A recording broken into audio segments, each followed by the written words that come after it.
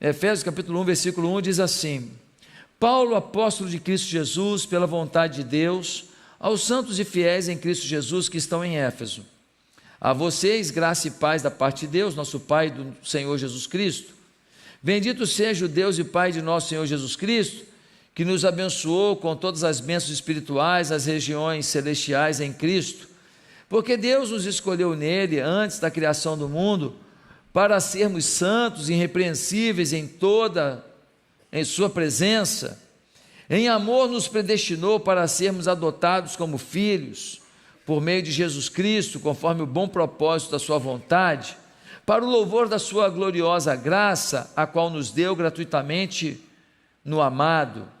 Nele temos a redenção por meio do seu sangue, o perdão dos pecados, de acordo com as riquezas da graça de Deus, a qual ele derramou sobre nós com toda a sabedoria e entendimento, e nos revelou o mistério da sua vontade, de acordo com o seu bom propósito que ele estabeleceu em Cristo, isto é, de fazer convergir em Cristo todas as coisas, celestiais ou terrenas, na dispensação da plenitude dos tempos.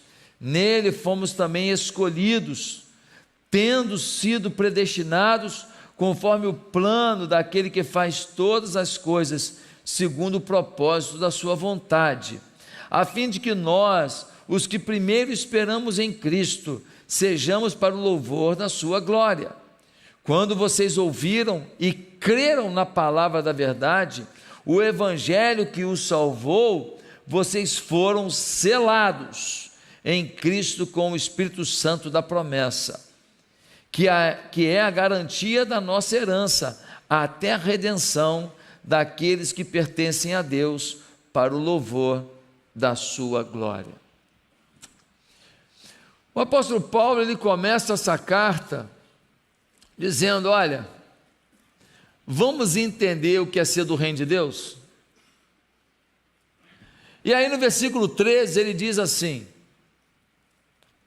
quando vocês ouviram e creram na palavra da verdade, o evangelho que os salvou, vocês foram selados em Cristo com o Espírito Santo da promessa.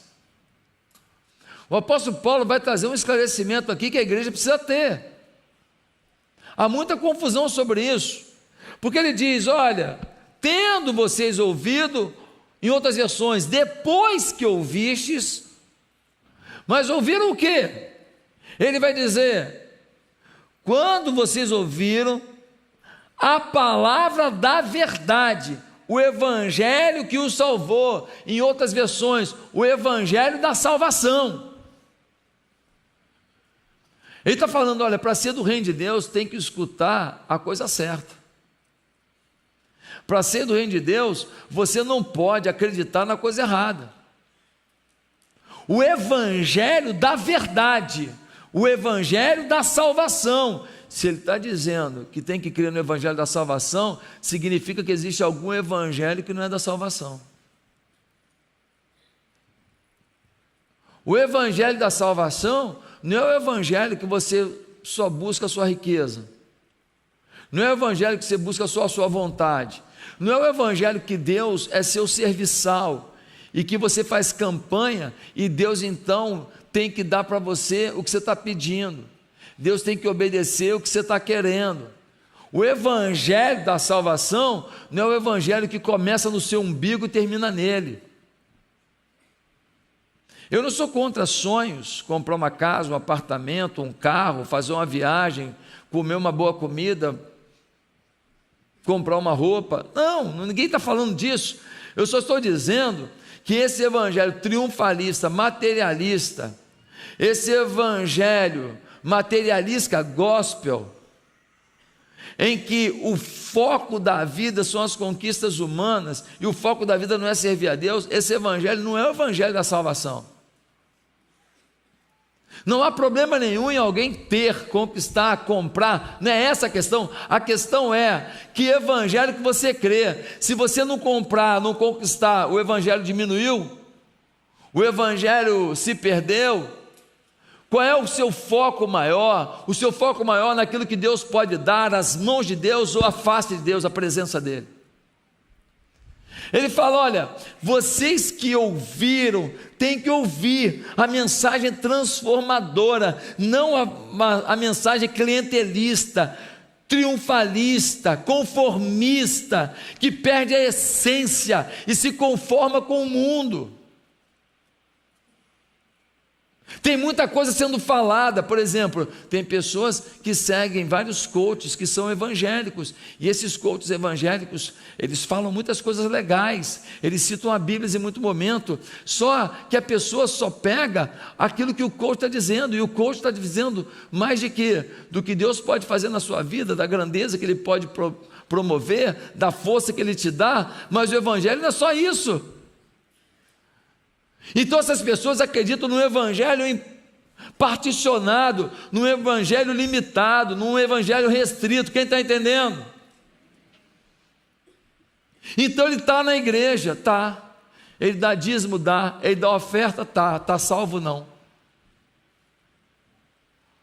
Vai para o céu? Não.